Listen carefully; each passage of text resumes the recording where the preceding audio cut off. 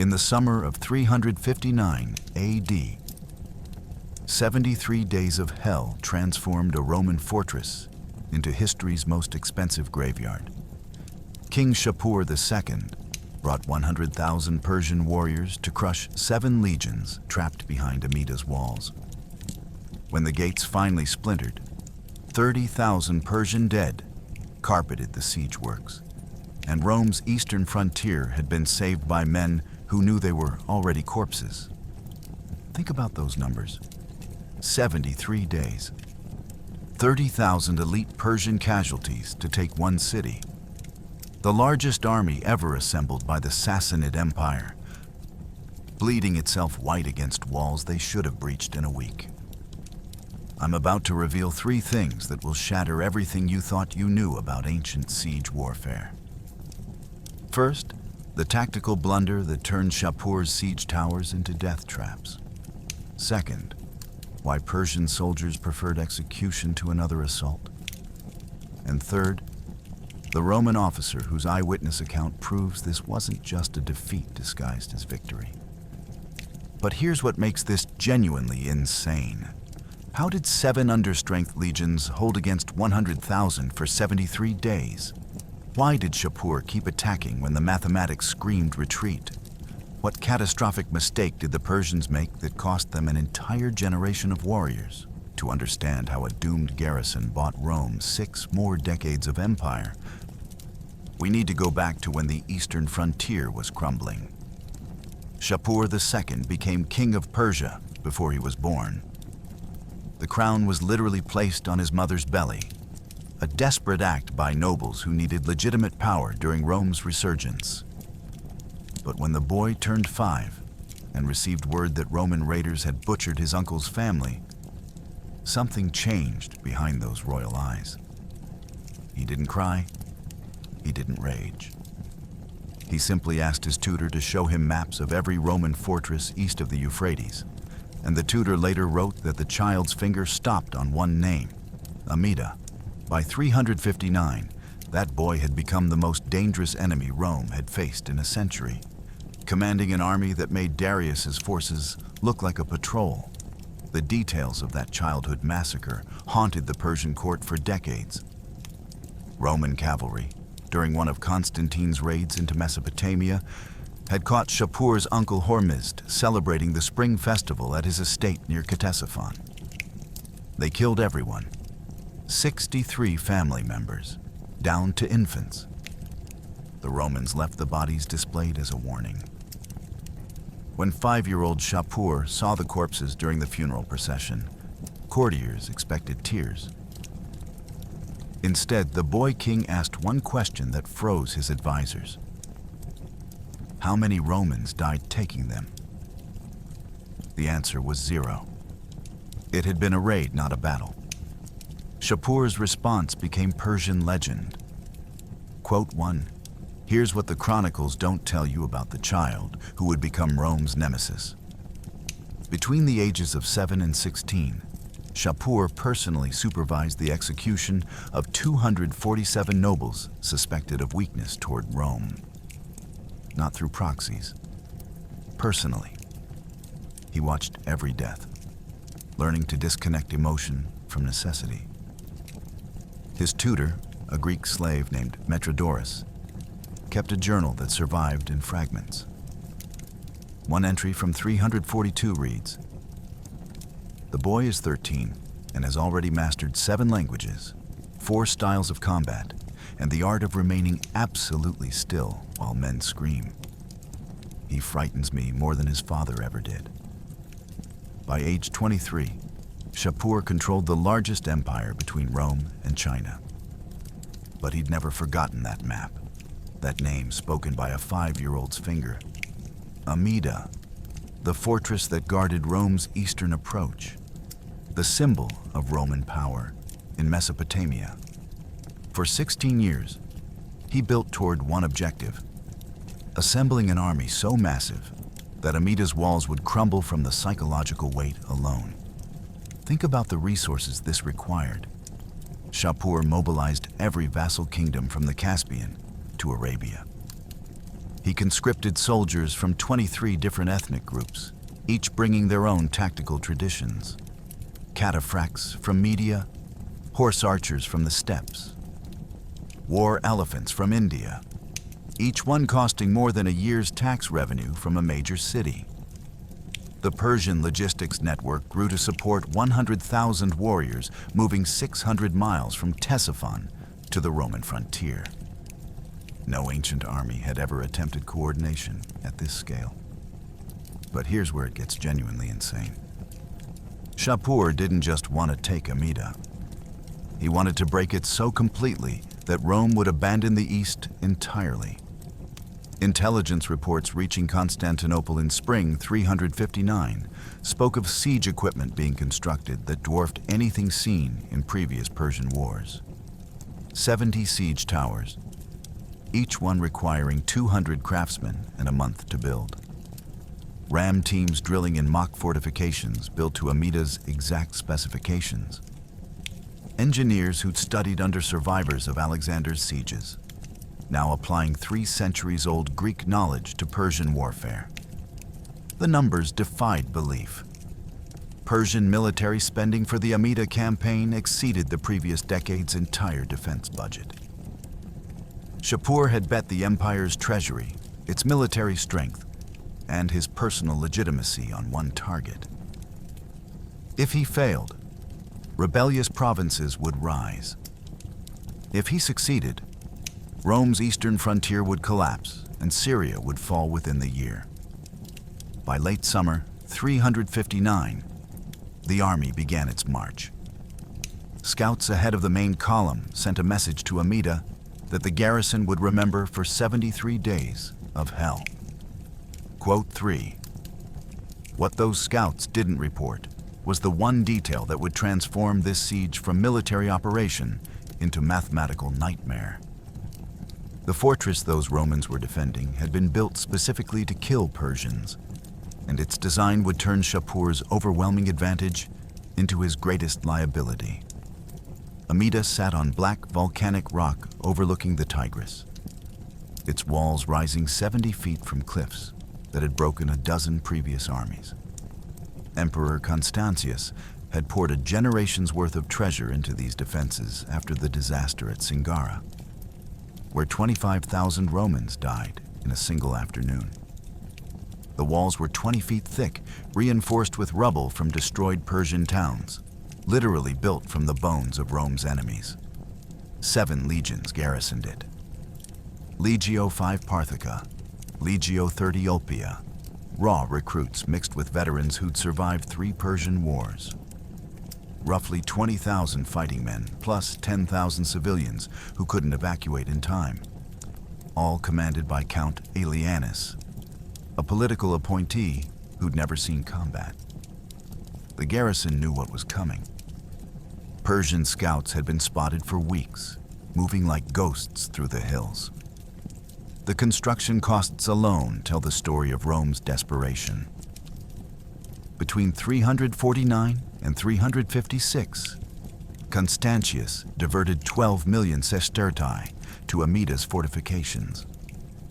That's enough silver to pay 60,000 legionaries for an entire year. Think about that.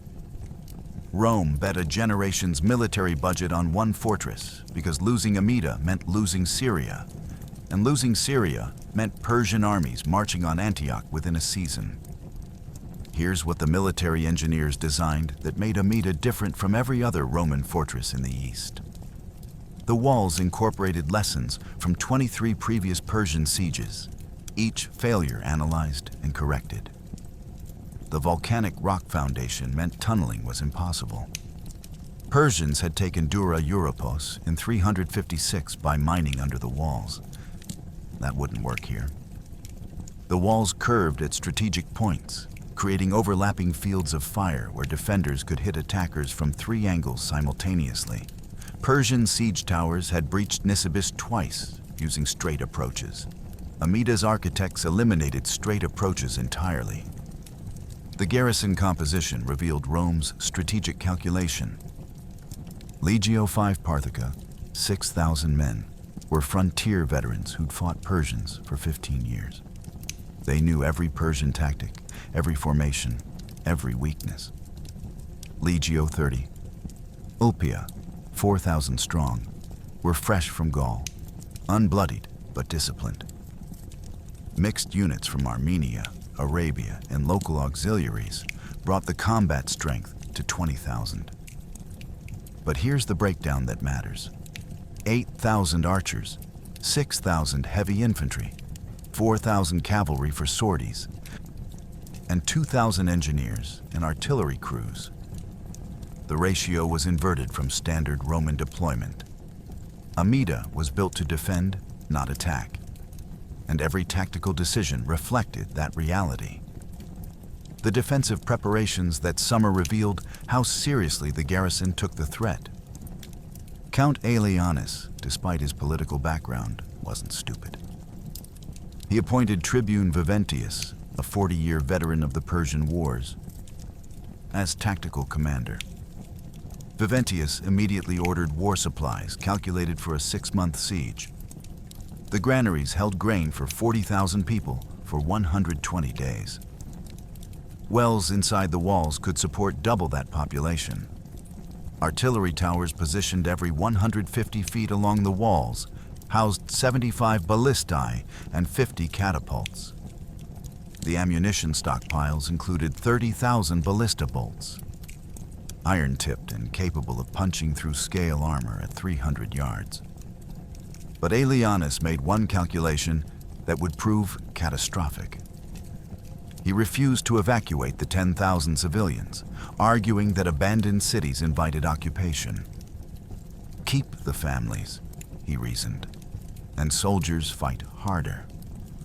The decision sentenced those civilians to 73 days in hell, and it created a logistical nightmare that would push food supplies to the breaking point by week 6. As Persian scouts multiplied in the hills through late July, the garrison began final preparations. Archers practiced from the walls, timing their volleys. Engineers tested artillery trajectories against markers placed at various distances. Cavalry units drilled for rapid deployment through the gates. Everyone knew the mathematics. 20,000 Romans against reports of 80 to 100,000 Persians, but they'd prepared for exactly this scenario. What they hadn't prepared for was the psychological impact of seeing that Persian army when it finally appeared on the horizon. No intelligence report, no scout's description. Nothing could have readied them for the moment when 100,000 warriors turned the landscape black and the drums began their endless pounding. The Persian army that appeared on the horizon in late summer 359 looked less like a military force, more like a migrating nation. Chroniclers struggled to count them. Shapur had mobilized every vassal kingdom, every tributary state, every allied tribe from the Caspian to the Arabian deserts. Modern historians estimate 100,000 warriors, but the real number might have been higher. Cataphracts in scale armor that could stop arrows at 30 paces. Light cavalry from the steppes who could shoot backwards at full gallop. Elephants from India, each one a mobile siege tower. And most terrifying, the elite Pushtigban Guard, 10,000 immortals who wore masks of polished silver and had never, in living memory, broken ranks. The Roman scouts watching from Amida's towers sent one message to Constantinople before the roads were cut. Quote 4. The army's arrival took 3 full days.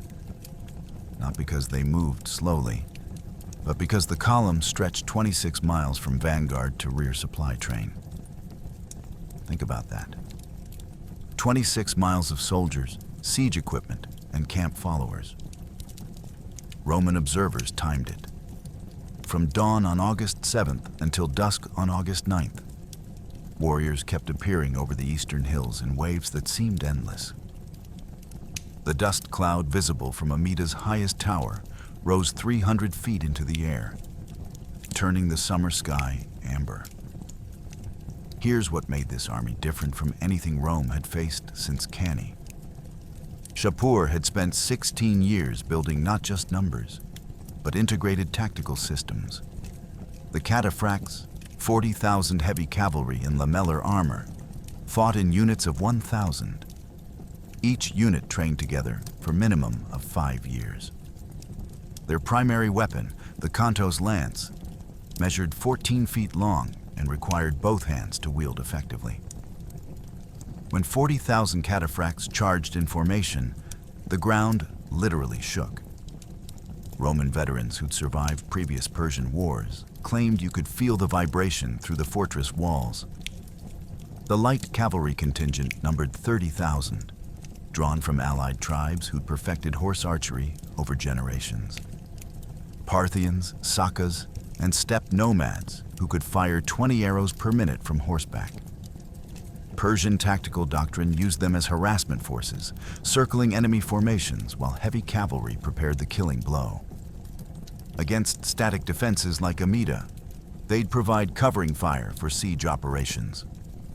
But the elephants created genuine terror among defenders who'd never seen them. Shapur brought 60 war elephants from India, each one costing the equivalent of maintaining 500 cavalry for a year. Let that sink in. 60 elephants represented the military budget of a mid-sized Roman province. Each elephant carried a tower housing 4 archers, making them mobile artillery platforms. More importantly, horses feared them instinctively. Any Roman cavalry sortie would have to contend with animals that induced panic in their mounts before the fighting even started. The Pushtigban Guard established their camp closest to the walls, a calculated psychological move. 10,000 elite warriors, selected from noble families, trained since childhood in weapons, tactics, and unwavering discipline. Their silver masks, polished to mirror brightness, served dual purposes: protection and intimidation. Roman defenders watching from the walls saw their own terrified reflections staring back from 10,000 faceless soldiers who moved with mechanical precision.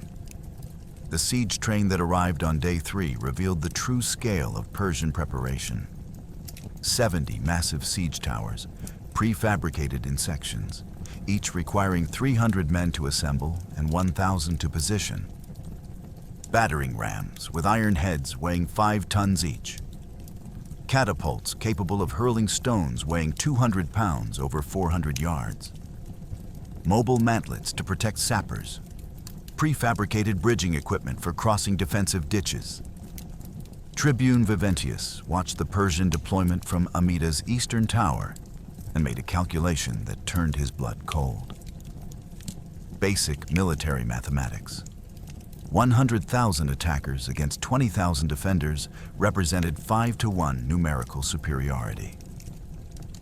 But in siege warfare, the advantage needed to be 10-to-1 for assured success. Shapur had brought twice what military theory required. That night, as Persian campfires surrounded Amida like a constellation of stars, Viventius gathered his officers and said something that would haunt them through 73 days of hell. Quote 5. What none of them realized was that Shapur's overwhelming force would become his greatest vulnerability, and the mathematics of the siege would transform from Persian advantage into Roman opportunity in ways that defied every principle of ancient warfare. Among the trapped garrison was a man named Ammianus Marcellinus, a staff officer and historian who'd survived more battles than most generals ever fought. He wasn't supposed to be in Amida. His orders had been to inspect supply depots in Antioch. But he'd arrived just as the Persian vanguard closed the trap. Now he found himself manning the walls with legionaries half his age, his stylus and tablet stuffed in his armor, determined that if Rome died here, someone would record how. What Ammianus couldn't know was that his account would become one of the most detailed eyewitness descriptions of ancient siege warfare ever written. A minute-by-minute chronicle of 73 days in hell. He wrote by torchlight between watch shifts, his hands shaking from exhaustion and the certainty that these words would be his epitaph. Ammianus was 41 years old when he found himself trapped in Amida, a Greek-speaking Syrian who joined the Roman military bureaucracy at 17 and spent 24 years documenting Rome's wars from Britain to Mesopotamia. He'd survived the German campaigns under Julian. He'd witnessed the disaster at Strasbourg, where 15,000 Alemanni nearly destroyed 3 Roman legions. He'd documented supply corruption in Gaul that had cost Rome an entire winter campaign. But nothing in his career had prepared him for being trapped in a fortress facing 100,000 Persians with no possibility of relief. Here's what makes his account invaluable. Ammianus didn't just record battles. He recorded everything. The price of grain inside the city as supplies dwindled. The exact height of Persian siege towers measured by triangulation from the walls. The names of officers. Their tactical decisions, their mistakes and triumphs. His training as a staff officer meant he understood logistics, engineering, and military mathematics. When he described Persian casualties, he explained how he calculated them. Body counts visible from observation posts. Persian funeral pyres counted and multiplied by estimated corpses per pyre. Interrogation of captured soldiers. The night the Persian army completed its encirclement, Ammianus made a calculation that reveals the siege's true mathematics. He counted Persian campfires, estimated troops per fire based on standard military practice, and triangulated the army's size. His number, 97,000 combat troops, plus 30,000 support personnel. Think about those figures. 127,000 Persians, investing a city of 30,000 souls. The ratio was 4 Persians for every Roman, soldier and civilian combined. But Ammianus recorded something else that night. Something that wouldn't matter until much later. The location of Persian supply dumps, siege equipment staging areas, and command tents. A staff officer's habits die hard. He was mapping the enemy force even as it prepared to destroy him. His first battle entry came on day 4, August 11th, when Persian heralds approached under truce flags. Ammianus stood on the eastern wall, close enough to hear the exchange. He recorded the Persian offer verbatim. Surrender within 24 hours, march out with honors. He recorded Count Aelianus's response, the council debate, Tribune Viventius's speech about Rome's refusal to negotiate from weakness. And he recorded something the official histories would omit. The fear in Aelianus's voice, barely concealed when he cast his vote to refuse. The writing conditions were brutal. Ammianus slept 4 hours per night, broken into 2-hour shifts. Between watch duty, he wrote on wax tablets by lamplight in a tower guard room, transcribing observations from memory. Later, when wax supplies ran low, he wrote on leather scraped from armor straps. When leather ran out, he used cloth torn from the dead. His hands developed calluses from holding both stylus and sword. His armor bore the scorch marks of Persian fire arrows that came within feet of killing him 17 separate times during the siege. Here's where it gets genuinely insane. Ammianus wasn't just documenting history. He was creating evidence for Rome's inevitable court of inquiry. He knew that if Amida fell and survivors reached Constantinople, someone would be blamed. Officers would face execution for failure. His account would be the only objective record of whether the garrison fought honorably or collapsed through cowardice. But on that first night, watching Persian siege towers under construction by torchlight, Ammianus made one final calculation that chilled him more than enemy numbers. Based on the scale of Persian preparations, this siege would be measured in months, not weeks. and the mathematics suggested only one possible outcome. He wrote a private entry never meant for publication. "We are already dead. The question is how long we can make them pay for our corpses." What Ammianus couldn't predict was that his obsessive documentation would transform a military disaster into Rome's greatest propaganda victory. And his words would haunt Shapur for the rest of his reign. On the first day, Shapur sent heralds under truce flags, a courtesy that surprised the Romans who'd expected immediate assault. The terms were simple and chilling. Open the gates within 24 hours. The garrison could march out with honors, weapons, and supplies. Civilians would be unharmed. Refusal meant total extermination, every man, woman, and child. Count Ammianus called a council, and for 3 hours the officers debated. Ammianus recorded every word. Some argued for surrender. The numbers were impossible. 100,000 against 30,000 total souls, only 20,000 of them fighters. But Legio V's commander, Tribune Viventius, stood and said something that changed everything. Rome doesn't negotiate when her back is to the wall.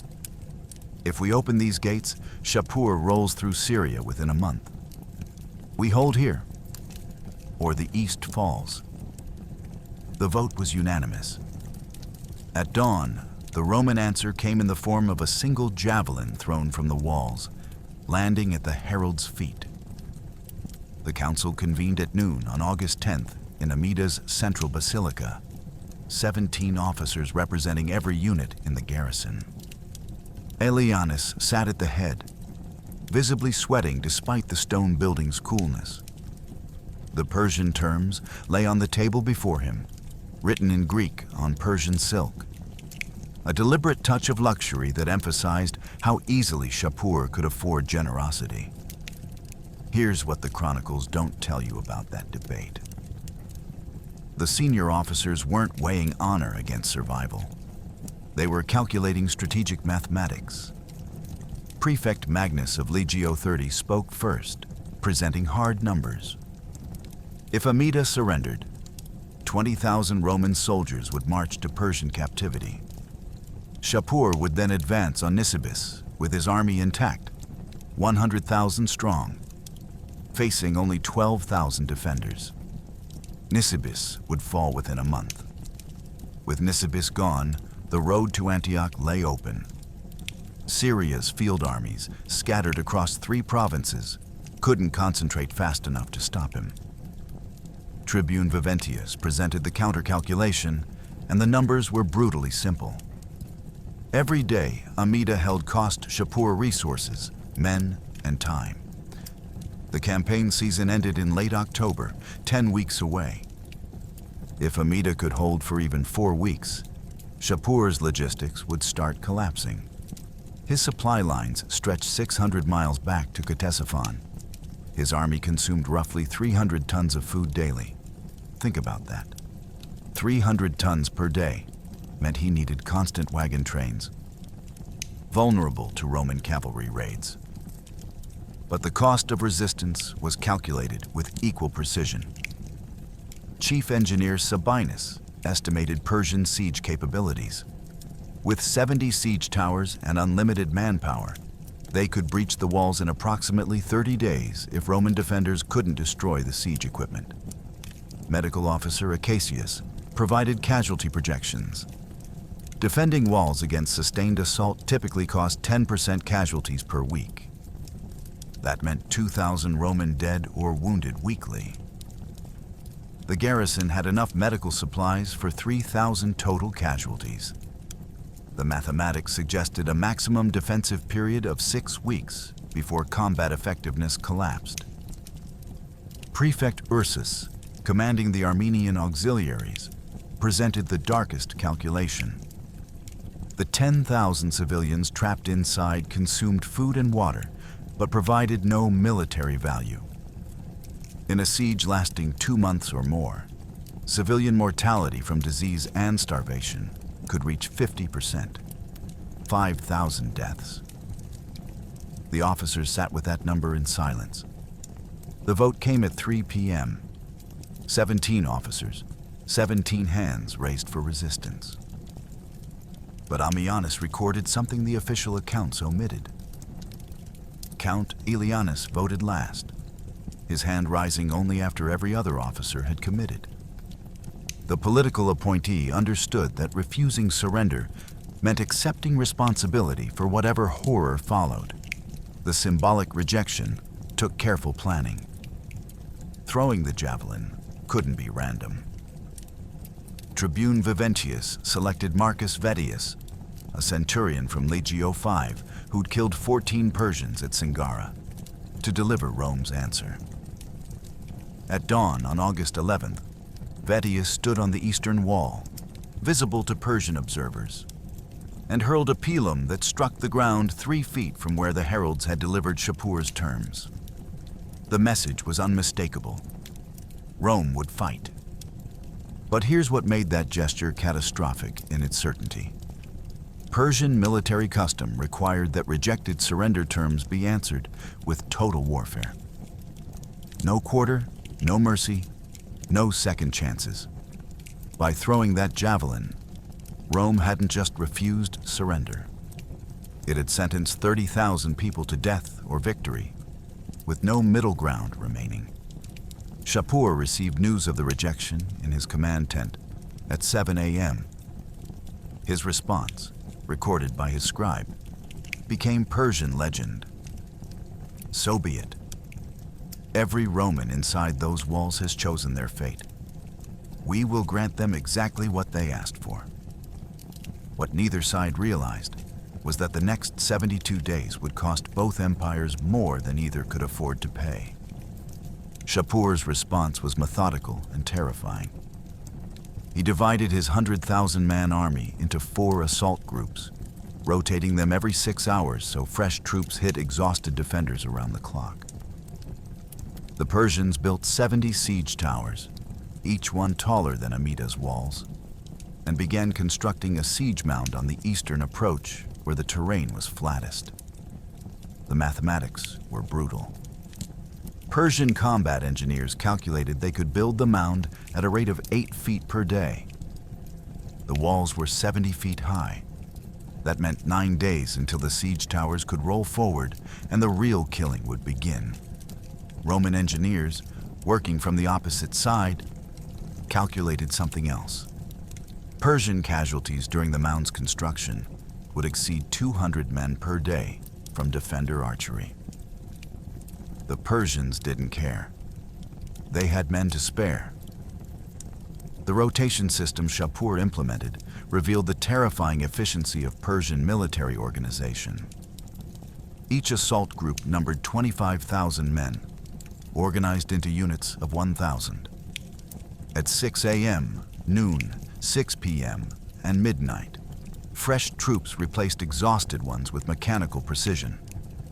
Roman defenders, by contrast, rotated every 4 hours but could never achieve full rest. The mathematics created an attrition race Rome couldn't win. Persian soldiers got 18 hours of rest between 6-hour shifts. Romans got 12 hours between 4-hour shifts, but those 12 hours included equipment maintenance, wound treatment, and mandatory fortification repairs. Here's where it gets genuinely insane. The siege mound construction became industrial-scale slaughter disguised as engineering. Shapur designated 20,000 laborers for the project, working in shifts of 5,000. Each shift lasted 6 hours. Every laborer carried 1 basket of earth or stone from quarries 2 miles distant. Basic mathematics. 5,000 men carrying 1 basket every 20 minutes over 6 hours meant 90,000 baskets per shift, 360,000 per day. Think about those numbers. 360,000 trips by men working under constant arrow fire from walls 300 yards away. Roman archers, positioned in rotating teams of 1,000, maintained continuous harassment fire. Each archer carried 60 arrows per shift. That's 60,000 arrows per shift, 240,000 per day, all targeted at laborers who couldn't fight back. The killing field between the Persian work zone and Roman walls became a nightmare landscape. Bodies piled faster than Persians could retrieve them. By day 3, the corpse count exceeded 400. Shapur's solution demonstrated his absolute ruthlessness. Leave the dead where they fell. Use them as cover. Persian laborers began stacking corpses into makeshift walls, creating barriers against Roman arrows. The mound literally incorporated human remains into its foundation. But the Persians adapted with terrifying ingenuity. They constructed mobile mantlets, wooden shields on wheels that teams of 20 men pushed forward to protect laborers. Each mantlet could shelter 15 workers. Shapur deployed 200 mantlets, meaning 3,000 laborers could work with relative protection. Roman response came in the form of fire arrows. Clay pots filled with pitch and sulfur, ignited and shot from specially designed catapults. When mantlets burned, the screaming of men trapped underneath could be heard across the entire siege line. Ammianus recorded the first week's casualties with bureaucratic precision. Persian dead from mound construction, 1,247. Roman casualties from return fire and sorties, 73. The ratio was 17 Persians dying for every Roman. Let that sink in. Shapur was trading nearly 20 lives for one, and the mound had only risen 30 feet. By August 17th, day 7, the siege mound dominated Amida's eastern approach like a growing tumor. 40 feet tall now, with Persian engineers calculating 30 more feet needed before siege towers could deploy. The mound's base stretched 200 yards wide, a massive earthwork requiring millions of basket loads. Tribune Viventius watched from the walls, made a calculation that terrified him more than Persian numbers. At current casualty rates, Shapur could sustain mound construction for another month before manpower constraints forced a different approach. But Rome's arrow supply, despite careful rationing, would be exhausted in 3 weeks. The siege had become a race between Persian construction and Roman ammunition. Whoever ran out first would lose everything. What neither side predicted was that the mound itself would become the site of warfare's most brutal innovation, and the next phase would make the first week look like training exercises. Day 3 brought the first assault, and it went catastrophically wrong for Persia. Shapur's engineers had miscalculated the wall's foundation, built directly into volcanic bedrock rather than earthworks. Their siege towers, designed for traditional fortifications, couldn't get close enough. Scaling ladders shattered against stone. The first wave, 5,000 crack troops from Media, charged at dawn with ladders and grappling hooks. Roman ballistae opened fire at 300 yards, each bolt punching through 3 men. Then came the arrows, 30,000 per minute from the walls, a literal steel rain that turned the killing ground below into a carpet of screaming wounded. In 40 minutes, the assault broke. Persian dead numbered 800. Roman casualties, 17. Ammianus watched from the northern tower and wrote something that still chills. ____, quote, _9, ___. The assault began at 5:47 a.m. on August 13th. Time to catch Romans during watch rotation. Persian commanders calculated that the confusion of shift change would create a 3-minute window of reduced defensive effectiveness. They were catastrophically wrong. Tribune Viventius had anticipated exactly this tactic and doubled the guard during rotation periods, meaning 10,000 Romans manned the walls instead of the usual 5,000. The Median assault force represented Persia's finest provincial troops.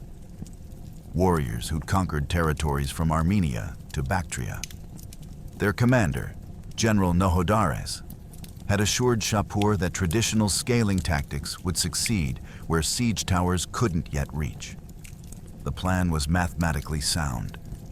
5,000 attackers carrying 250 ladders, each ladder capable of delivering 20 men to the wall top within 5 minutes.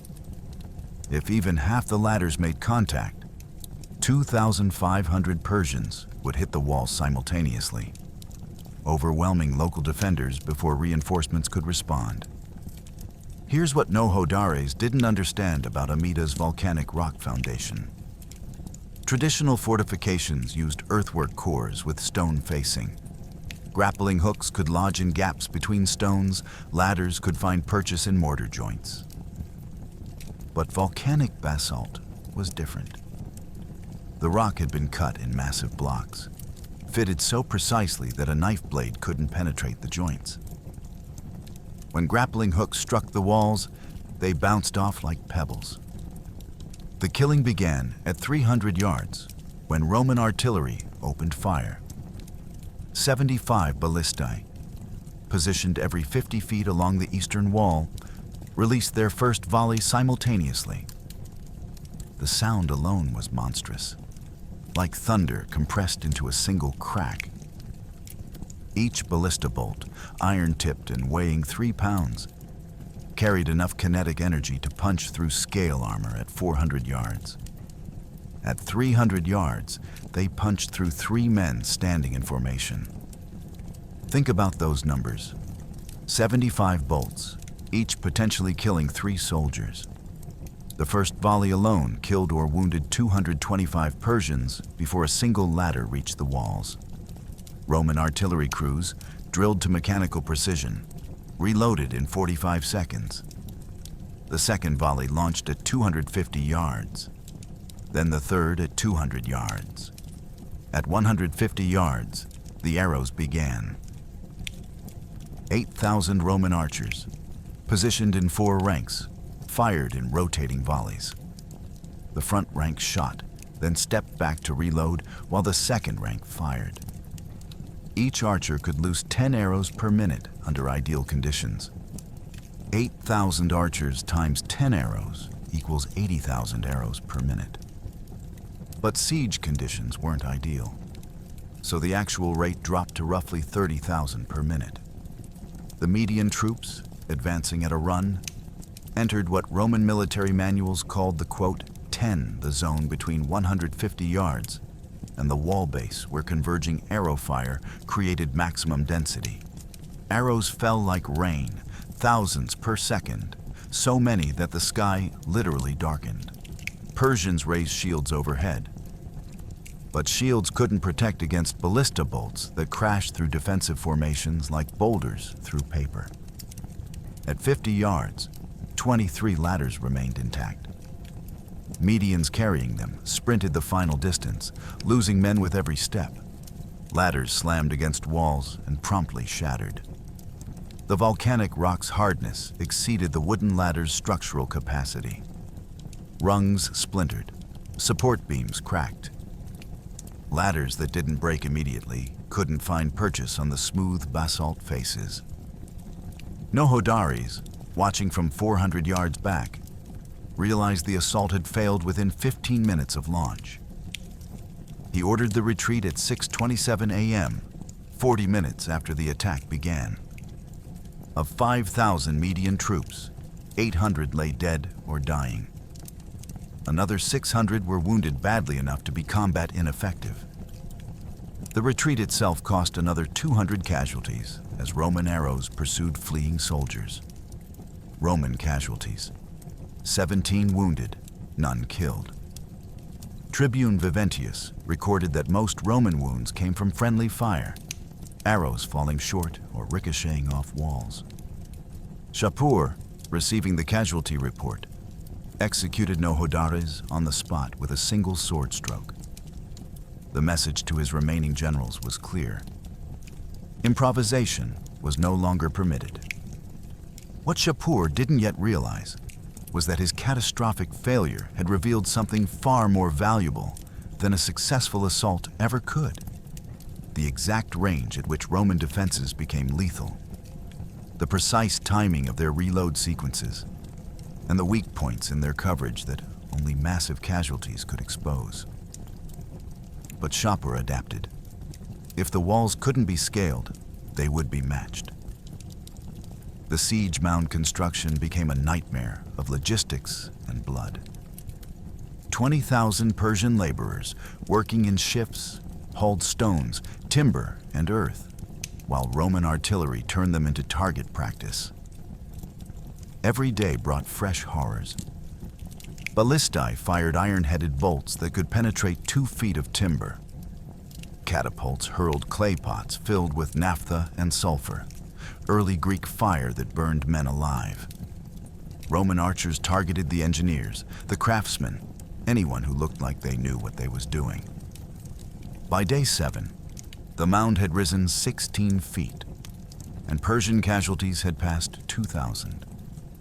The laborers began refusing to work, even under threat of execution. Shapur's solution was as brutal as it was effective.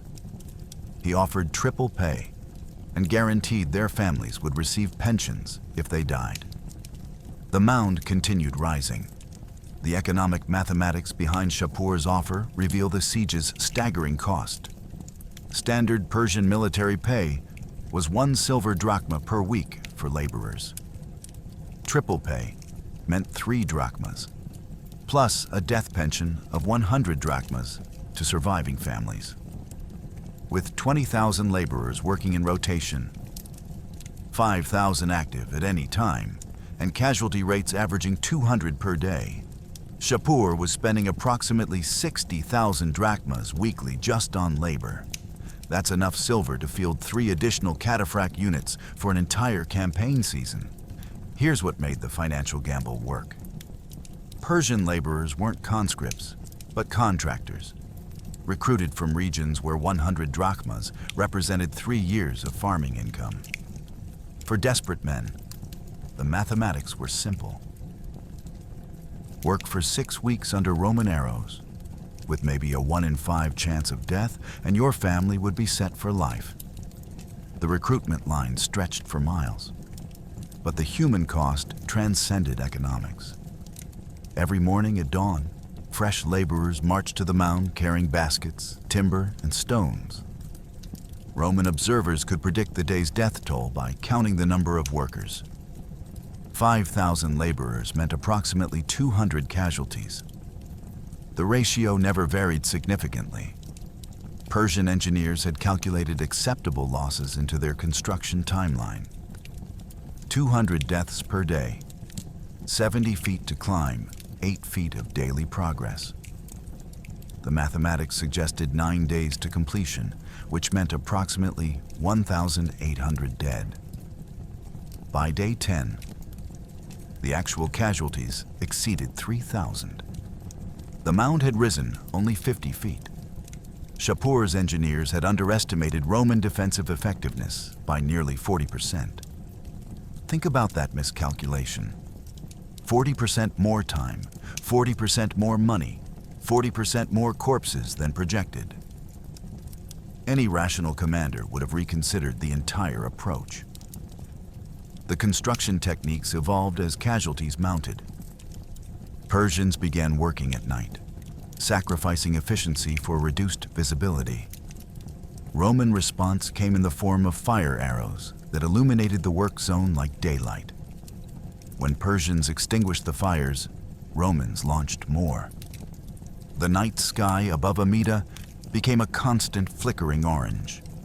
Then came the mantelet innovations. Persian engineers designed larger shields, 20 feet tall, mounted on rollers and pushed by crews protected behind them. Each mantlet weighed 3 tons and required 40 men to position.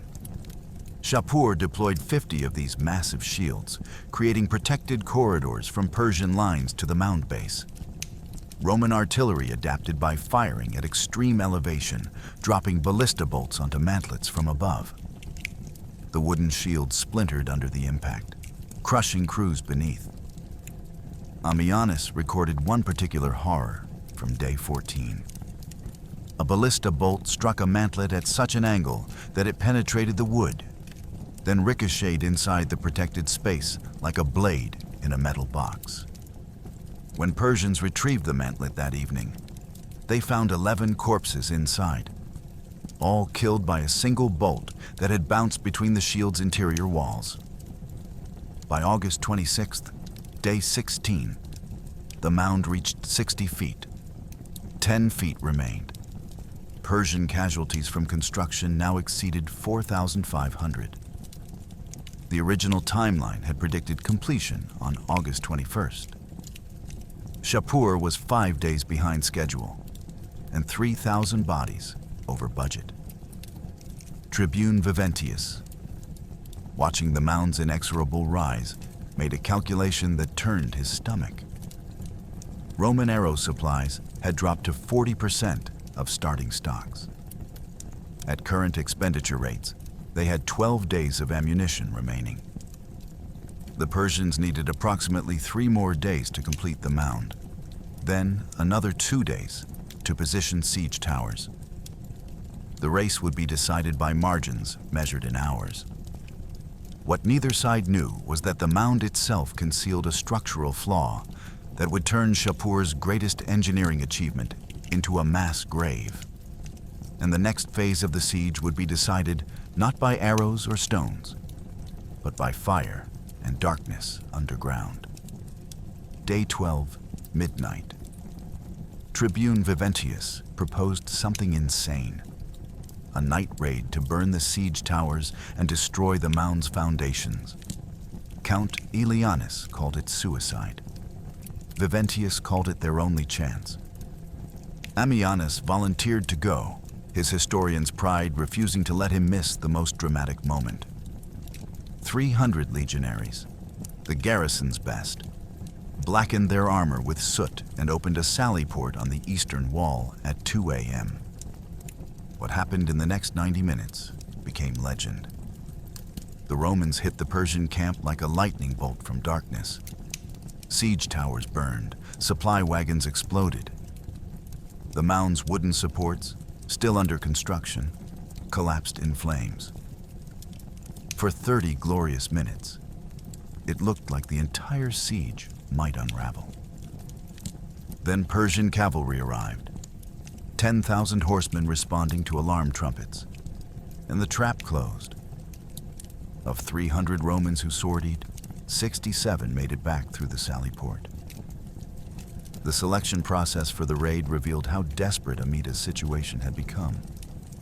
Viventius needed volunteers who could fight in darkness, move silently in full armor, and accept that survival was unlikely. He called for men without families, reasoning that unmarried soldiers had less to lose. 217 legionaries volunteered. From these, Viventius selected 300, choosing veterans with minimum 5 years combat experience. The average age was 32. Each man carried a gladius, 3 clay pots of naphtha, and strips of oil-soaked cloth for quick ignition. Here's what the planning revealed about Roman tactical sophistication. Viventius spent 8 hours studying Persian camp layouts from observation posts, mapping guard rotations, identifying high-value targets. He noted that Persian watches changed at midnight, creating a brief period of confusion. He observed that siege towers were positioned 600 yards from the walls, beyond effective ballista range, but vulnerable to sabotage. Most critically, he identified that the siege mound's wooden support structures, essential for preventing collapse, were guarded by only 200 laborers. The sortie launched at 2:14 a.m. on August 24th. The sally port, a small reinforced door on the eastern wall's southern edge, opened silently on hinges greased with animal fat. Romans emerged in single file, moving through darkness so complete that men held the belt of the soldier ahead to maintain formation. Persian campfires provided the only illumination, creating pockets of light separated by absolute blackness. The Romans split into 3 groups at 2:31 a.m. Group 1, 100 men under Centurion Marcus Didius. targeted the siege towers. Group 2, 100 men under Centurion Flavius Arator, attacked supply wagons containing timber and pitch. Group 3, 100 men personally led by Viventius, hit the Mound support structures. Ammianus stayed with Viventius's group, his stylus abandoned for a borrowed sword. At 2:47 a.m., all three groups struck simultaneously. The coordination was perfect. Siege towers ignited first, massive wooden structures that had taken weeks to build becoming infernos within minutes. The flames rose 100 feet into the air, turning night into day. Persian guards, jolted from sleep, ran toward the fires in confusion. Group 2 hit the supply depot 30 seconds later. Naphtha pots shattered against timber stacks. The resulting explosion killed 40 Persians instantly and sent burning debris raining across the camp. Think about that timing. 30 seconds between attacks meant Persian response forces couldn't decide which crisis to address first. Group 3 reached the Mound support beams at 2:50 a.m. These massive wooden pillars, each one 2 feet in diameter, held back thousands of tons of earth. Romans placed naphtha charges at the base of 17 primary supports, ignited them, and ran. The supports burned through in 4 minutes. At 2:54 a.m., an entire section of the siege mound, representing 8 days of work and 3,000 casualties, collapsed with a roar that shook the city walls. For exactly 31 minutes, from 2:47 to 3:18 a.m., it looked like Rome might win. 17 siege towers burned. The supply depot was destroyed. The mound had partially collapsed. Persian casualties from the raid exceeded 600. Then Persian cavalry commander Hormizd, sleeping in armor as was his custom, rallied 10,000 horsemen with trumpet calls that echoed across the chaos. The trap snapped shut at 3:18 a.m. Roman raiders, scattered across 200 yards of Persian camp, suddenly faced mounted warriors appearing from every direction. The fighting became a slaughter.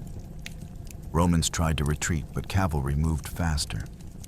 Viventius ordered his men to form defensive squares, standard anti-cavalry tactics. But darkness made formation impossible. Men died alone, cut down by horsemen they never saw coming. Ammianus survived by hiding under a supply wagon, watching through gaps as Roman soldiers fought and died within arm's reach. He recorded specific details. Centurion Didius killing 3 cavalrymen before a lance took him through the throat. Flavius Arator fighting back-to-back with 5 legionaries until Persian arrows dropped them all. Viventius himself, wounded in 4 places, still fighting at 3:43 a.m. when he ordered the survivors to run for the sally port. 67 Romans made it back. The sally port closed at 3:51 a.m. 233 lay dead in Persian camps. But those 233 had bought something invaluable. 7 more days before Shapur's siege towers could roll forward, and the psychological damage of watching weeks of work burn in minutes. By day 20, the siege had become a grinding war of attrition that favored neither side but killed everyone. The siege mound had reached 40 feet, halfway to the wall's height, but Persian casualties building it now exceeded 8,000. Roman defenders were exhausted, fighting in rotating shifts that gave each man 4 hours of rest per day. Food supplies were holding, barely, but water was becoming critical. The wells inside Amida could support the garrison, but not the 10,000 trapped civilians. Dysentery spread. Then came the psychological warfare. Shapur ordered massive drums beaten around the clock, a deep pounding that never stopped, designed to prevent sleep. Persian priests performed rituals visible from the walls, sacrificing bulls and chanting in Pahlavi. And every morning, prisoners captured from failed sorties were crucified in view of the defenders, their screams carrying on the wind. The drums began on September 1st. Day 22. Persian engineers positioned 40 massive war drums in a circle around Amida, each drum 6 feet in diameter and operated by crews of 4 men working in shifts. The sound, a deep rhythmic pounding that resonated in the chest cavity, never ceased. Not for meals, not for prayer, not ever. The acoustic effect was calculated torture. Medical officer Acacius recorded that soldiers began showing signs of severe sleep deprivation within 72 hours. Hallucinations, tremors, violent mood swings. Think about what that does to combat effectiveness. An army that can't sleep can't fight. And Shapur knew it. Here's what the chronicles don't tell you about the water crisis. Amida's 3 wells could produce approximately 15,000 gallons daily under normal conditions. The garrison of 20,000 soldiers required 12,000 gallons for drinking, cooking, and basic hygiene. That left 3,000 gallons for 10,000 civilians. Roughly 1 quart per person daily. But September heat pushed temperatures above 100 degrees. Human beings need minimum 1 gallon of water daily to survive in such conditions. The mathematics were lethal. By September 5th, civilian water rations had dropped to half a quart daily. Dysentery cases, which required additional water for rehydration, spiked to 200 new infections per day. The disease spread with mathematical precision. Dysentery has an incubation period of 1 to 3 days. 1 infected person in close quarters typically infects 3 to 5 others. Amida's population density, with 30,000 people crammed inside walls designed for 15,000, created perfect transmission conditions. Acacius calculated that without intervention, 50% of the civilian population would be infected within 2 weeks. His solution was brutal. Quarantine the sick in the southeastern district, away from wells and food storage. It was medical triage disguised as public health. Those quarantined were essentially sentenced to death. But the psychological warfare reached its peak with the crucifixions. Every dawn, Persians erected crosses visible from Amida's walls. The victims were Romans captured during the midnight sortie, men the garrison knew by name.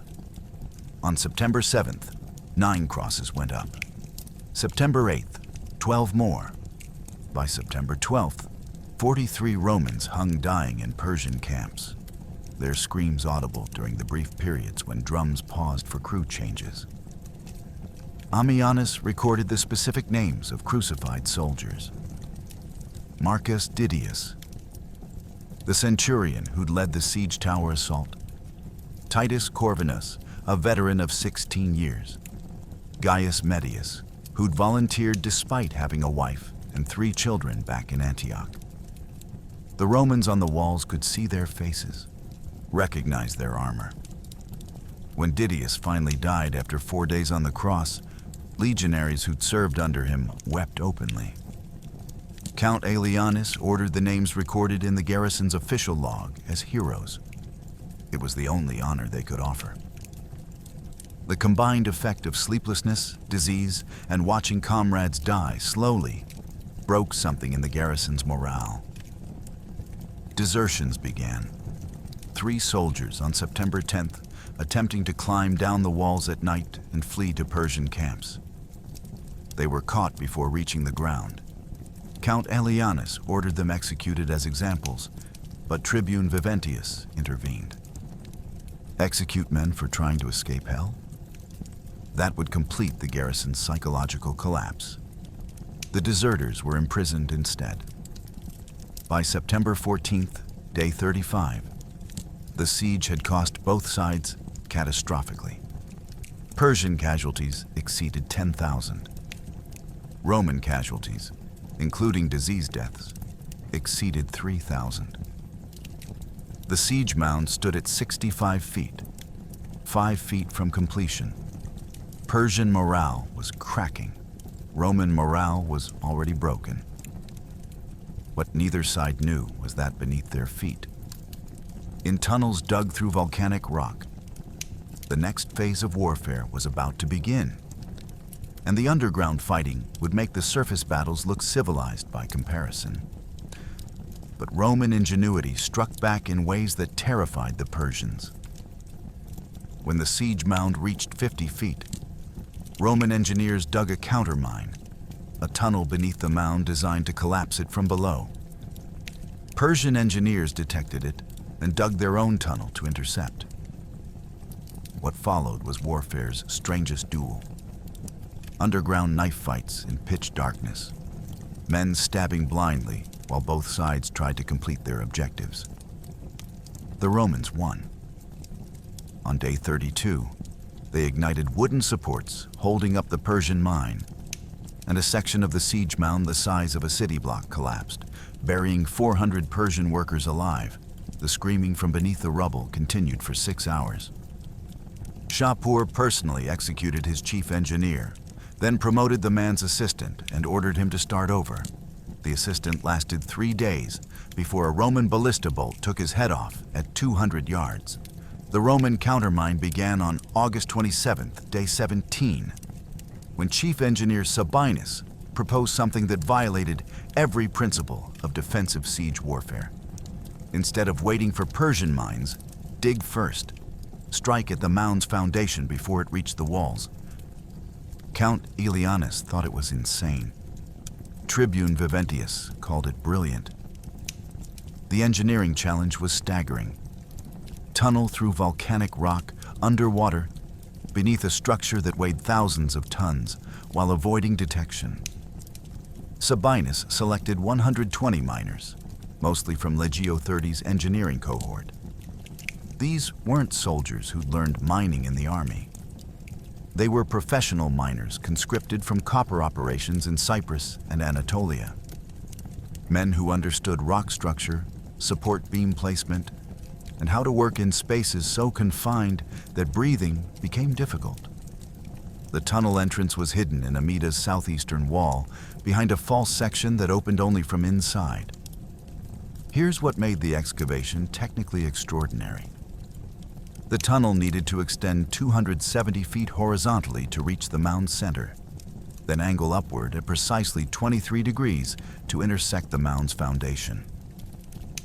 Any miscalculation meant either surfacing too early and alerting Persians, or missing the target entirely.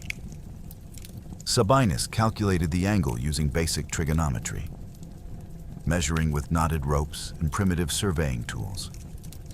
The margin for error was less than 5 feet over 270 feet of distance.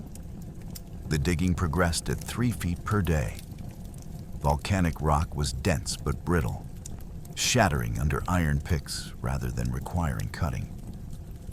Miners worked in 6-hour shifts, 20 men per shift, crawling through tunnels 3 feet high and 2 feet wide. The air was suffocating. Oil lamps consumed oxygen, creating a constant choice between light and breathable air. Men worked in near darkness, feeling their way forward, the sound of their picks hopefully masked by Persian drums above. Persian engineers detected the tunnel on September 2nd, day 23. Here's how they knew. Vibrations. Experienced miners could feel rhythmic impacts through rock, distinguishing between natural settling and excavation. Persian response was immediate and predictable. They began their own tunnel, designed to intercept the Roman mine and either collapse it or flood it with smoke. What followed was warfare's most claustrophobic nightmare. 2 tunnels approaching each other through solid rock, neither side knowing exact intersection timing.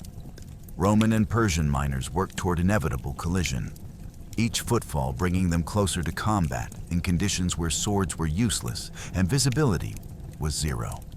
The tunnels met on September 8th, day 29. At 11:37 p.m., The intersection happened without warning. A Roman miner's pick broke through into a Persian tunnel, and suddenly both sides were staring at each other through a 2-foot gap in complete darkness. The fighting that erupted defied description. Men couldn't swing weapons. Tunnels were too narrow. Instead, they stabbed through the gap with daggers, mining picks, anything sharp. The combat lasted 4 hours. 17 Romans died, 23 Persians. The bodies, wedged in tunnels too narrow to retrieve them, remained there, decomposing in the darkness. But Romans had achieved their objective.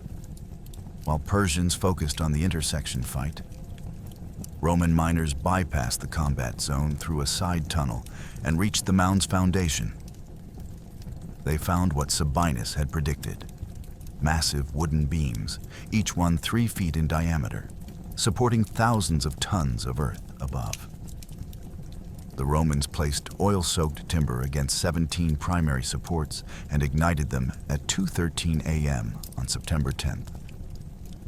The collapse began at 2:47 a.m. The sound was apocalyptic, like thunder compressed underground. A section of the siege mound, 120 feet wide and 80 feet deep, collapsed into the voids created by burning supports. 400 Persian workers, sleeping in shelters on the mound's surface, were buried instantly. The screaming of those not killed outright, but trapped in air pockets, echoed through the ruins. Rescue attempts saved 73 men over the next 12 hours. The remaining 327 suffocated or were crushed as secondary collapses continued. Shapur received the report at dawn.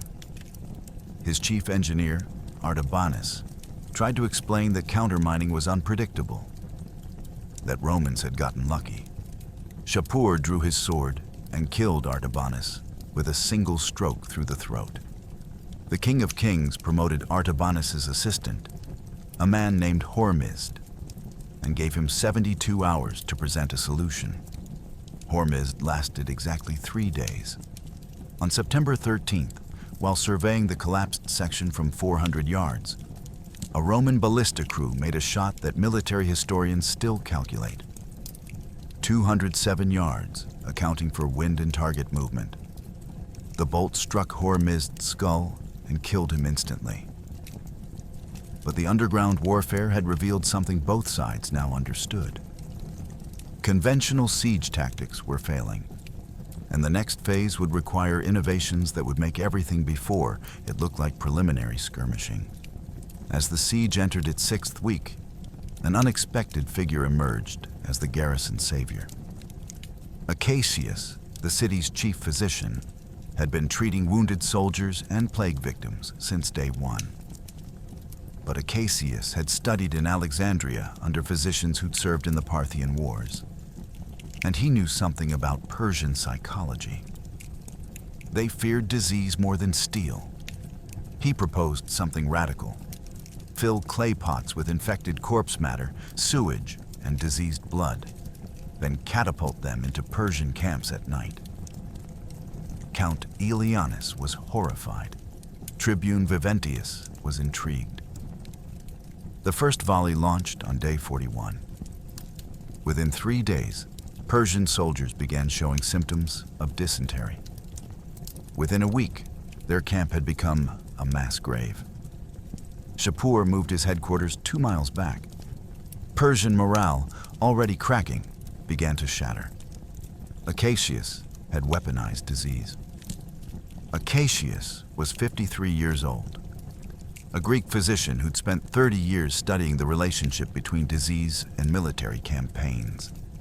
His education at Alexandria had included texts from the Parthian Wars, where Roman legions had been destroyed not by Persian swords, but by dysentery and typhoid spreading through camps. He'd learned something crucial that most military commanders ignored. Armies living in close quarters, drinking from contaminated water sources, and disposing of waste improperly became disease incubators. The larger the army, the faster disease spread. And Shapur's 100,000-man force, packed into camps around Amida, represented the perfect breeding ground. The proposal came during a medical briefing on September 20th, day 41. Acacius was presenting casualty reports to Count Ammianus when he mentioned, almost casually, that Amida's quarantine district held 217 dysentery cases, most of them terminal. The diseased waste from these patients, properly weaponized, could infect the entire Persian army within 2 weeks. Ammianus recoiled. The idea violated every principle of civilized warfare. Tribune Viventius asked the only question that mattered. Will it work?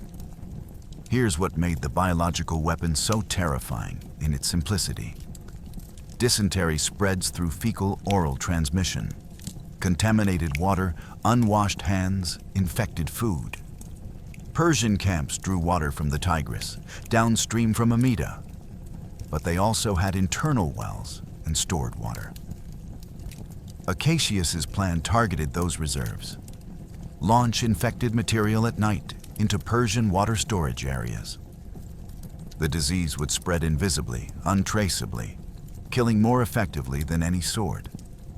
The preparation took 2 days. Acacius supervised personally, overseeing the collection of materials that would make hardened soldiers vomit. Infected feces from dysentery patients, blood from typhoid victims, corpses in advanced decay, liquefied tissue that carried every pathogen imaginable, sewage from Amida's overtaxed drainage system. All of it mixed in clay pots sealed with wax, each pot weighing approximately 10 pounds and containing enough infectious material to contaminate 1,000 gallons of water. Roman artillery crews prepared 50 catapults for the launch. Each catapult could throw a 10-pound projectile roughly 300 yards. Persian camps, at their closest, sat 250 yards from the walls. The mathematics worked perfectly. The first volley launched at 11:47 p.m. on September 22nd, day 43. 50 pots arced through darkness, shattering in Persian camps with sounds like breaking pottery. Persians, hearing the crashes, assumed Roman harassment fire and ignored it. That indifference was fatal. The infected material spread through Persian water supplies within hours. Soldiers on dawn watch duty drank from contaminated barrels. Cooks prepared breakfast using infected water. By noon on September 23rd, the first Persian soldiers reported symptoms: fever, abdominal cramps, bloody diarrhea. By evening, 200 cases. By September 25th, 3,000 cases. Think about those numbers. 3,000 infected soldiers in 3 days from 50 clay pots. The spread rate was exponential. Each infected soldier contaminated water sources, food preparation areas, and other soldiers through casual contact. Persian medical officers, trained in traditional wound treatment, had no framework for understanding epidemic disease. They couldn't identify the infection vector, couldn't implement quarantine protocols, couldn't stop the spread. The Persian camp became a vision of hell. Ammianus, watching from the walls, recorded that Persian funeral pyres burned continuously, processing bodies faster than graves could be dug. Conservative estimates placed Persian disease casualties at 500 dead by September 27th. Another 2,000 were combat ineffective, too sick to fight. The siege, which had cost Shapur approximately 12,000 casualties over 45 days, suddenly accelerated. Disease was killing Persians faster than Roman arrows ever had. On September 28th, day 49, Shapur relocated his headquarters from 1 mile outside Amida to 3 miles distant. The King of Kings, who'd promised to take the city at any cost, was retreating from an enemy he couldn't see. His elite Pushtigban guard, the immortals who'd never broken ranks, began deserting in groups of 10 and 20, fleeing the disease rather than Roman swords. But Acacius's biological warfare had created an unintended consequence that would haunt the siege's final phase. The disease didn't respect sides. Within days, it would cross the walls and turn Amida itself into a pestilent graveyard where defenders and besiegers died together in the darkness. Day 53 brought the largest assault yet. The siege mound had finally reached the wall's height, and 3 massive siege towers rolled forward, each carrying 200 Persian shock troops. The eastern gate became Hell's doorway. Towers made contact at noon. Persian Push-Tigban, the elite immortals in silver masks, led the assault with fanatical discipline. For 2 hours, hand-to-hand combat raged along the wall's parapet. Romans fought with swords, spears, rocks, anything that could kill. The Persians kept coming, replacing casualties with fresh troops from below. Then Tribune Viventius did something that military historians still debate. He ordered the eastern gate opened and the guard lowered, appearing to surrender that section. 300 Persians rushed through. The gate slammed shut behind them, trapping them in the killing zone between inner and outer walls. Roman archers on surrounding towers massacred them in minutes. Not one Persian survived. The assault began at 11:53 a.m. on October 6th, with a sound that made veterans' blood run cold, the grinding of siege tower wheels on wooden rails. The towers, rebuilt after the midnight sortie's destruction, represented Persian engineering at its apex. Each tower stood 80 feet tall, constructed from timber, reinforced with iron plates. The towers moved on wheels 8 feet in diameter, pushed by crews of 500 men protected behind the structure. Each tower's top platform held 200 Pushtigban elite troops, the cream of Shapur's army, selected for this honor because they'd never retreated from any battle. Here's what made these towers different from previous attempts. Persian engineers had learned from catastrophic failures. The towers now had adjustable bridges that could span the gap between tower and wall, regardless of terrain irregularities. They incorporated water reservoirs inside the structure, making them resistant to fire arrows. Most critically, they were positioned on the siege mound, meaning they approached walls from equal height rather than below, eliminating the defender's elevation advantage. The towers made contact at 12:07 p.m. The sound of wood slamming against volcanic stone echoed across the battlefield. Bridges dropped, creating pathways 30 feet wide. Persian Pushtigban, wearing their signature silver masks and scale armor that could stop most arrow strikes, charged across in formation. They hit the walls in waves of 50 men, replacing casualties so quickly that Romans couldn't establish defensive positions. The fighting on the eastern wall became warfare's most concentrated brutality. In a space 100 feet wide, 4,000 men fought for 2 hours. Think about that density. 40 men per 10 feet of wall space, all trying to kill each other simultaneously. There was no room for tactics, no space for maneuver. Just killing at arm's length. Roman casualties mounted with terrifying speed.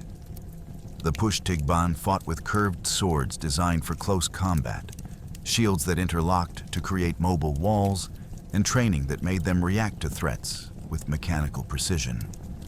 In the first 30 minutes, Romans lost 300 men.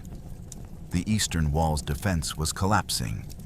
Persians were establishing footholds, bringing more troops across the bridges faster than Romans could kill them. At 1:17 p.m., Tribune Viventius made the decision that would define the siege's final phase.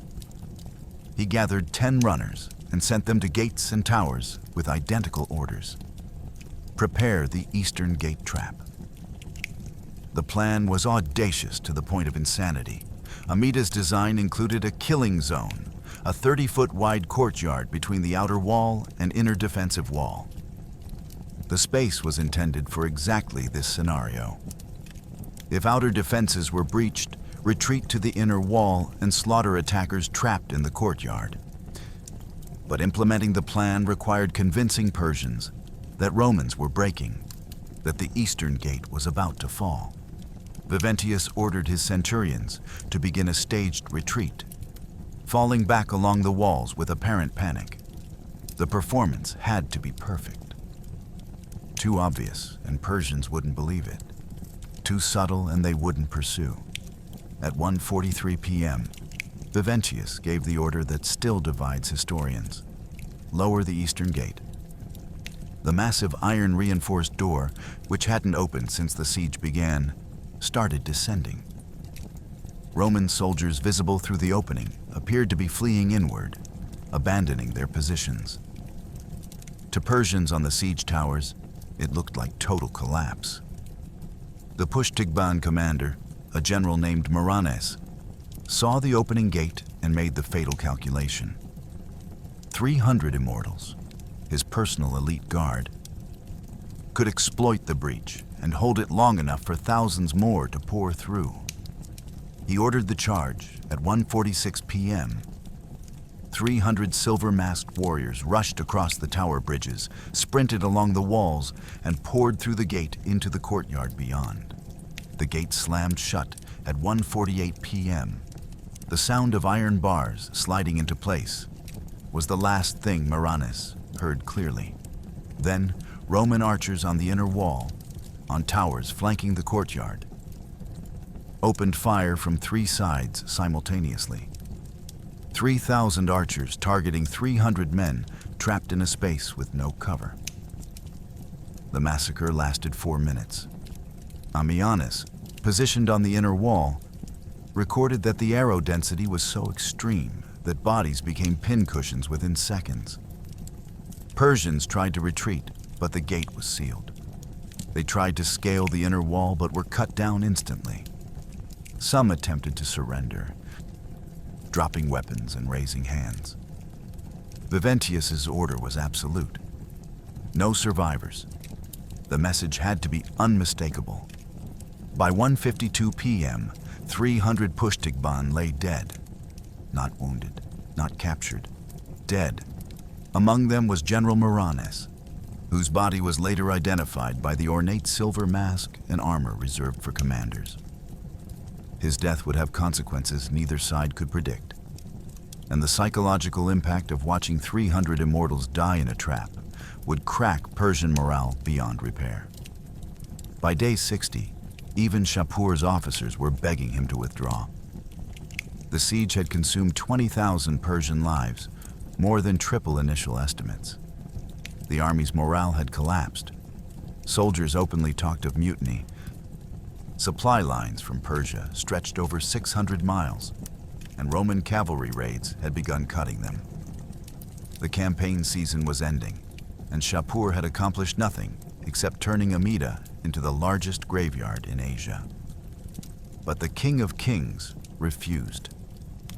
Ammianus, watching from the walls, recorded Shapur's words to his generals, delivered loudly enough for Romans to hear.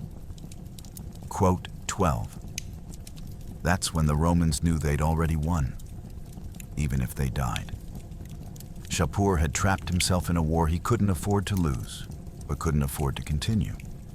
The command council that convened on October 27th, day 58, in Shapur's tent, was unlike any Persian military gathering in living memory. 12 generals, representing every major contingent of the army, formally requested withdrawal. The petition, recorded by Persian scribes and later captured by Romans, laid out the mathematics of catastrophe with brutal honesty. Here's what the numbers revealed. 20,000 Persian combat deaths over 58 days meant an average of 345 casualties daily. The original army of 100,000 had been reduced to approximately 73,000 effectives. That reduction included 7,000 desertions, primarily from auxiliary units who'd concluded that fighting Romans was preferable to dying from disease or siege warfare. Disease casualties alone numbered 8,000, with another 5,000 soldiers too sick to fight. Think about those figures.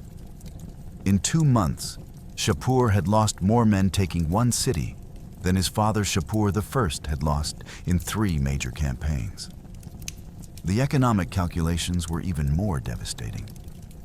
The siege had consumed approximately 14 million drachmas in direct military spending. That's enough silver to fund the entire Persian military for 18 months under normal conditions.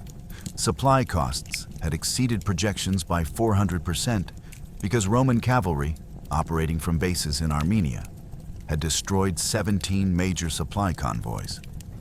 Each destroyed convoy meant soldiers on half rations, which meant decreased combat effectiveness, which meant higher casualties, which required more supplies that couldn't reach the front lines. General Hormizd, commander of the Cataphract divisions, presented the strategic argument. Even if Amida fell tomorrow, the army no longer had sufficient strength to continue operations into Syria. Nisibis, the original next target, required minimum 40,000 troops to besiege effectively. The current force, after accounting for garrison requirements at captured territories, could muster perhaps 35,000 combat-ready soldiers. The campaign was strategically dead, regardless of Amida's fate. But here's where Shapur's psychology became his greatest enemy. The King of Kings had publicly declared that Rome would fall before Persian might. He'd mobilized the largest army in Sassanid history. He'd spent 2 years preparing this campaign. Retreat meant admitting failure to his generals, his nobles, his subjects, and worst of all, to the Romans who defied him. The political cost of withdrawal potentially exceeded the military cost of continuing. Shapur's response to his generals revealed a man who'd crossed into obsession. He stood, drew his sword, and drove it through the table where the withdrawal petition lay. His words, shouted loud enough that soldiers throughout the camp heard them, became infamous. "I swore before Ahura Mazda that Amida would fall." Every man here swore the same oath. "We take this city or we die trying." Any general who speaks of withdrawal again will join the Romans on crosses. The threat was absolute. 12 generals bowed and retreated. But outside Shapur's tent, they began quiet conversations about what happens when a king's pride becomes an army's death sentence. Roman observers on Amida's walls watched Persian command dynamics with professional interest. Tribune Viventius noted something crucial in his report to Count Ammianus. Persian troops were no longer repairing damaged siege equipment with urgency. Work crews moved slowly, taking extra breaks. Discipline was collapsing in ways that preceded either total victory or total defeat. Ammianus recorded a conversation between 2 Roman soldiers on watch duty that night. One asked if they'd survive. The other responded with words that captured the siege's essential truth. "Doesn't matter. We've already beaten them. Shapur just hasn't accepted it yet." By October 29th, day 60, intelligence reports from deserters painted a comprehensive picture of Persian disintegration. 3 separate units had attempted mutiny, all suppressed with mass executions that killed more Persians than Romans had killed in the previous week. Food supplies were critical. Medical services had collapsed under disease load. And most telling, Persian soldiers were writing farewell letters to families, a clear indicator they expected to die. The question was no longer whether Shapur would withdraw. The question was how many more Persians would die before strategic reality overcame royal pride. And the answer, arriving with dawn on day 73, would transform one of history's longest sieges into one of its bloodiest final assaults. Day 73, the siege towers, rebuilt after multiple destructions, rolled forward one last time. Shapur had committed everything. 40,000 fresh troops, every piece of siege equipment, every last reserve. The assault began at dawn and continued for 18 straight hours. The walls became rivers of blood. Romans fought with broken swords and shattered shields. When weapons failed, they used their hands. The eastern wall, weakened by months of bombardment, finally collapsed around 4 p.m. Persians poured through the breach like a flood. Street fighting lasted until midnight. Count Ammianus died defending the citadel. A Persian spear through his chest. Tribune Viventius fell on the walls, surrounded by 17 enemy corpses. Ammianus escaped through a sewer tunnel, one of fewer than 2,000 survivors. When dawn broke on day 74, Amida belonged to Persia, but the city was empty, except for corpses. The assault began at 5:37 a.m. on November 18th, with a sound that Romans had learned to dread. War drums synchronized across the entire Persian line. 40,000 troops, organized into assault waves of 10,000, prepared to hit the walls in rotation. Shapur had learned from 72 days of failure. No more incremental attacks, no more testing defenses. Everything now in one overwhelming surge designed to crack Roman resistance through sheer mass. Here's what the Romans faced at dawn. 12 siege towers rolled forward simultaneously, each one carrying 400 troops. That's 4,800 Persians hitting the walls in the first minute. Behind them, 35,000 more soldiers waited in formation, ready to exploit any breakthrough. The mathematics were simple and terrible. Amida's garrison, after 72 days of attrition, numbered approximately 11,000 combat-effective soldiers. The Persians had 3.6 attackers for every defender. In siege warfare, where defenders typically enjoyed advantages, those ratios meant inevitable collapse. The first Persian wave hit at 5:53 a.m. Siege towers made contact along 800 feet of eastern wall simultaneously. The fighting that erupted was mechanized slaughter. Romans, exhausted from 2 months of constant combat, fought with the desperation of men who knew this was the end. Persian troops, fresh and motivated by promises of triple plunder shares, came in endless waves. Tribune Viventius commanded the eastern wall's defense from a tower that had become his headquarters. At 7:21 a.m., he sent a message to Count Ammianus in the citadel. Quote 15. The simple arithmetic of that statement revealed everything. 500 Persian casualties per hour meant the assault would need 24 hours to exhaust Persian reserves through attrition alone. The Romans didn't have 24 hours. By noon, 5 hours into the assault, the situation had become catastrophic. Roman casualties exceeded 2,000. That's 18% of the entire garrison killed or wounded in 5 hours. Ammunition supplies had reached critical levels. Arrows were gone. Ballista bolts were rationed to 5 per engine. Soldiers fought with whatever remained. Swords, spears, rocks torn from battlements, bare hands when nothing else was available. The eastern wall collapse came at 4:17 p.m., and the sound was apocalyptic. A section 100 feet wide, weakened by months of bombardment and mining attempts, finally failed. The volcanic rock that had withstood 72 days crumbled like pottery. Thousands of tons of stone crashed down, crushing Roman defenders and Persian attackers alike. But the breach it created was absolute. A gap 40 feet wide opened directly into Amida's interior. Persians poured through, not in organized formations, but as a flood of humanity that overwhelmed everything through sheer numbers. Roman defenders tried to form defensive lines in the streets, but street fighting requires space and organization. There was neither. The combat became individual duels, small groups fighting to the death in alleys and courtyards. Count Ammianus died at 6:43 p.m. defending the citadel's entrance. He'd organized the final defensive position, placing his remaining 3,000 troops in a perimeter around the administrative center.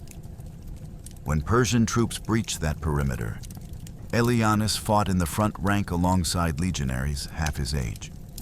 A Persian spear caught him in the chest, punching through his armor. He died on his feet, sword still in hand. Tribune Viventius's death came earlier, at 5:31 p.m., still on the eastern wall. When the section collapsed, he'd refused to retreat, instead rallying 200 Romans to hold the breach. They formed a human wall across the gap, killing Persians as they climbed through. The position held for 74 minutes. When it finally broke, Viventius was still fighting, surrounded by 17 Persian corpses. An arrow through the throat ended Rome's greatest tactical commander. Ammianus escaped because he was documenting rather than fighting. At 8:27 p.m., when it became clear no organized resistance remained, he made for the sewers. Amida's drainage system connected to channels that emptied outside the walls. He crawled through waste-filled tunnels in absolute darkness, following the flow, emerging 2 hours later in a gully 300 yards from the city. The street fighting continued until 11:53 p.m. By midnight, Amida had fallen. Persian casualties for the final assault, approximately 8,000 killed, 12,000 wounded. Roman casualties, 9,000 killed. The remaining 2,000 either captured or escaped through sewers and hidden passages. When dawn broke on November 19th, Shapur entered his prize. The city was ruins. Corpses carpeted every street. The walls, which had cost 12 million sestertii to build, were shattered rubble. The garrison that had cost 28,000 Persian lives to destroy no longer existed. But as Shapur stood in Amida's central square, surrounded by devastation, his generals presented him with a calculation that would define the siege's legacy and transform tactical victory into strategic catastrophe. Shapur stood in Amida's ruins and surveyed his prize. The city was ashes and blood. His army had been reduced from 100,000 to 70,000 effectives. 30,000 Persian warriors dead or crippled for one frontier fortress. The campaign season had ended. Winter was coming, and Constantinople remained 400 miles away, untouched. Shapur's generals presented him with the mathematics, brutal and undeniable. They'd lost more men taking Amida than Rome had lost defending it.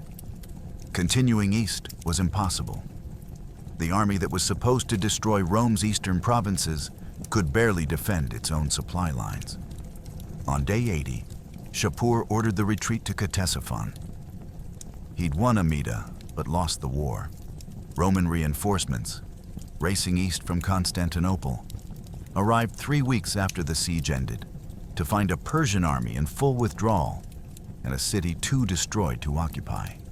The casualty report that Shapur's quartermasters presented on November 20th, day 74, destroyed any illusion of victory. Total Persian combat deaths, 28,300. Disease deaths, 9,700.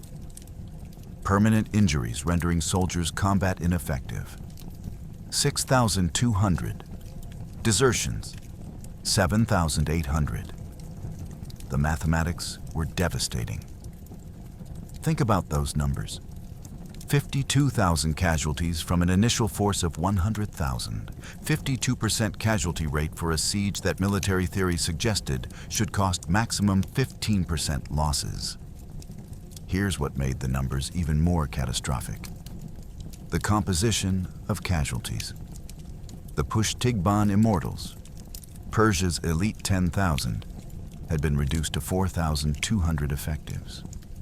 60% of Shapur's best troops, warriors who represented decades of training and battlefield experience, were gone. The cataphract divisions, 40,000 strong at the siege's start, numbered 23,000. These weren't losses that could be replaced by recruiting peasants. These were professional soldiers whose training took years. The economic calculations were equally ruinous. Persian military accountants estimated total siege costs at 19 million drachmas. That figure included direct military pay, siege equipment construction and replacement, supply convoy losses, medical treatment, death pensions, and the opportunity cost of having 100,000 men unavailable for productive labor for 3 months. 19 million drachmas represented approximately 30% of Persia's annual imperial revenue. Shapur had spent nearly a third of his empire's yearly income taking one city, but the strategic assessment was what finally broke through Shapur's obsession. General Hormizd presented the analysis on November 21st during a command council that lasted 6 hours. To continue operations into Syria required minimum 35,000 troops. The current effective force, after garrisoning Amida and securing supply lines, could muster approximately 28,000. That was insufficient for offensive operations against Nisibis, let alone deeper penetration into Roman territory. More critically, Roman reinforcements were mobilizing.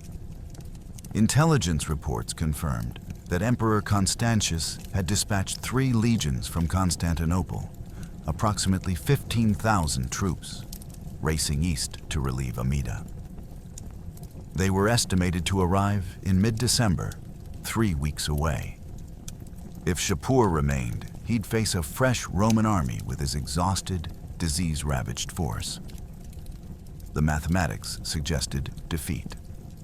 Winter provided the final argument.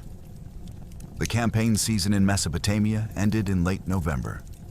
Moving armies in December through January was logistically impossible. Snow closed mountain passes, rivers flooded, supply wagons bogged in mud. An army that couldn't move couldn't fight, and an army that couldn't fight couldn't conquer. Shapur made the decision on November 25th, day 80. The order was simple and devastating. Withdraw to Ctesiphon.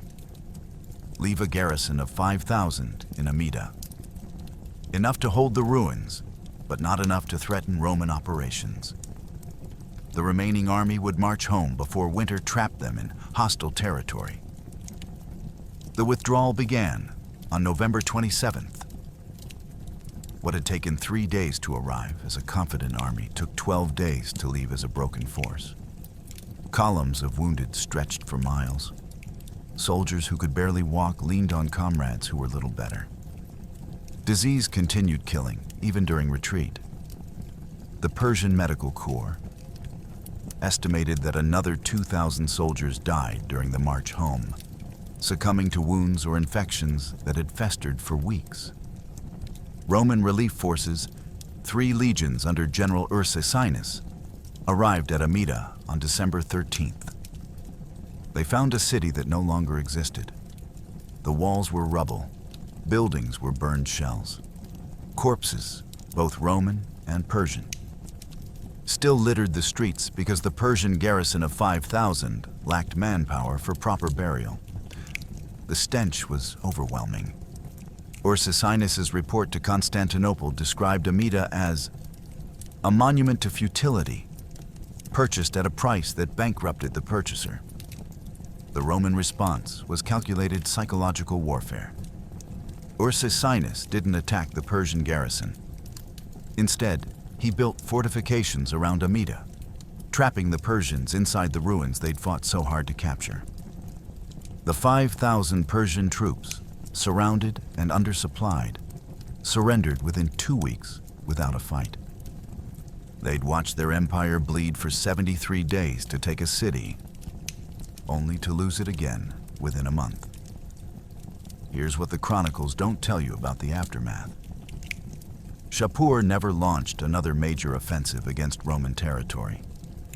The King of Kings, who'd mobilized the largest army in Persian history, spent the next decade dealing with rebellions in provinces that had been weakened by Amida's costs. The siege that was supposed to break Rome instead broke Persia's military dominance for a generation. But the siege's greatest impact wasn't military or economic. It was something that would echo through centuries, and it required a survivor's testimony to transform defeat into legend. Ammianus Marcellinus reached Roman lines 2 months after Amida's fall, half dead from starvation and exposure. His tablets, filled with 73 days of minute-by-minute observations, became Rome's greatest propaganda victory. When Emperor Constantius read the account, he wept, then declared every defender of Amida a hero of the empire. Ammianus's history spread through every legion, every province, a testament to Roman endurance. The message was clear. Even in defeat, Rome was unbreakable. Shapur never again launched a major offensive against Roman territory. He'd learned what Xerxes and Darius before him had learned. Some cities cannot be taken at any price. Amida fell, but the garrison had bought Rome 6 decades of peace on its eastern frontier. 7 legions died, but the empire they defended survived. Sometimes the greatest victories look like defeats, and sometimes holding the line for 73 days matters more than winning. Ammianus's journey from Amida to Constantinople took 63 days and covered approximately 800 miles through hostile territory. He traveled alone, avoiding Persian patrols, sleeping in caves and abandoned buildings, surviving on whatever he could scavenge. When he finally staggered into Roman headquarters at Antioch on January 20th, 360, he weighed approximately 90 pounds, down from his normal 150. The garrison commander almost didn't believe his story until Ammianus produced the wax tablets, leather scraps, and cloth fragments he'd protected throughout his escape. The tablets contained something unprecedented in ancient military history: a complete tactical and strategic analysis of a major siege, written by someone who'd participated in the defense. Every Persian assault documented with times, casualty estimates, and tactical observations. Every Roman defensive innovation described in technical detail. The names of officers who'd performed heroically. The mistakes that had cost lives. The final collapse recorded minute by minute. Think about what that represented. This wasn't propaganda written by politicians. This was primary source documentation that could be verified by the 2,000 other survivors who'd escaped. When the tablets reached Constantinople in February 360, Emperor Constantius ordered immediate transcription and distribution. Within 3 months, copies existed in every major Roman military headquarters from Britain to Egypt. The account became mandatory reading for officer candidates. Tactical innovations that Ammianus described, particularly the counter-mining techniques and biological warfare, were incorporated into Roman military doctrine. Here's what made Ammianus's account so devastating to Persian prestige. He documented not just Roman heroism, but Persian costs. 28,000 combat deaths, 9,000 disease deaths, 19 million drachmas spent, 73 days to take one fortress. When those numbers circulated through the Roman world, the psychological impact was enormous. Rome hadn't just fought Persia. Rome had bled Persia white. The message to every frontier garrison was clear. Hold the walls, make them pay for every foot, and eventually even the largest army will break. The propaganda value exceeded anything Rome could have achieved through military victory. If Amida had held and Shapur had withdrawn without taking the city, it would have been a Persian failure. But because Amida fell after inflicting catastrophic casualties, it became a Roman triumph disguised as defeat. The narrative was perfect. brave defenders holding impossible odds for 73 days, costing the enemy 30,000 lives, buying time for reinforcements that saved the entire East. Persian response to Ammianus's account revealed how deeply it wounded their military pride. Persian historians, writing decades later, claimed Amida fell in 3 weeks with minimal casualties. They deleted references to disease, mining disasters, and the Eastern Gate massacre. They transformed defeat into easy victory through historical revision. But the attempted cover-up only confirmed what Ammianus had documented. Persia wanted the world to forget what happened at Amida. The strategic consequences unfolded over decades. Shapur launched no major offensives against Rome for the remainder of his reign, which lasted another 21 years. When he died in 380, Persian nobles cited Amida as the moment when aggressive expansion became unsustainable. The empire that had threatened to overrun the East retreated into defensive posture, consolidating territories rather than conquering new ones. Roman military doctrine absorbed Amida's lessons completely. Future fortifications incorporated the defensive innovations that had cost Persians so dearly. The biological warfare that Acacius pioneered became standard siege defense. The counter-mining techniques that collapsed the siege mound were taught to every Roman combat engineer. Tribune Viventius's Eastern Gate trap entered tactical manuals as the perfect example of turning enemy aggression into vulnerability. But here's the most remarkable legacy. For 6 decades after Amida, from 359 to 420, the Eastern Roman frontier remained essentially stable. No major Persian invasions, no catastrophic defeats.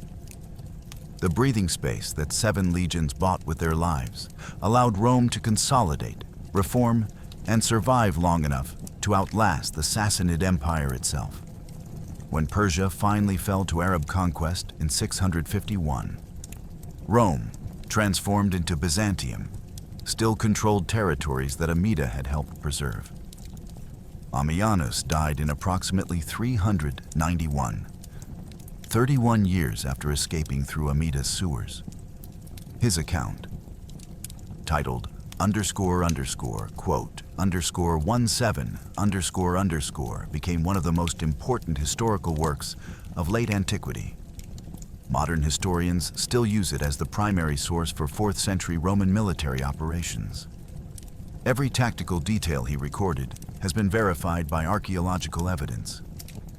Every casualty estimate has proven remarkably accurate. The siege of Amida proved something that changed how Rome understood warfare. Victory isn't always about holding ground.